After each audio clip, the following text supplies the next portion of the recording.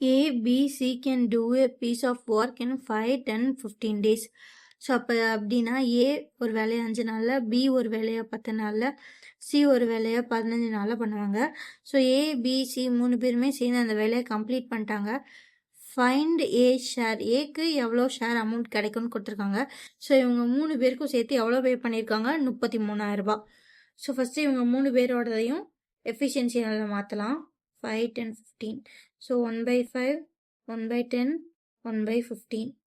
So இதை ரேஷியோவில் எழுதுகிறோம்னா எஃபிஷியன்சியில் 1/5 1/10 1/15.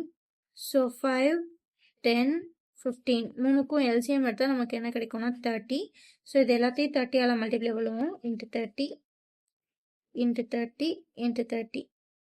So 1 5s are 5, 6 5s are 30, 0 0 cancel ஆகிடும். 115, 215 சார்.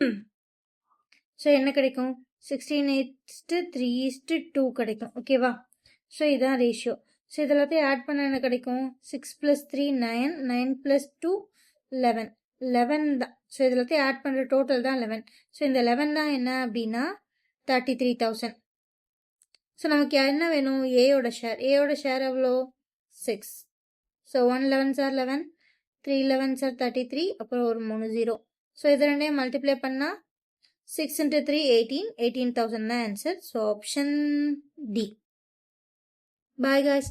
டெலிகிராம் சேனல் லிங்க் வந்து கமெண்ட்டில் இருக்குது, ஜாயின் பண்ணிக்கோங்க.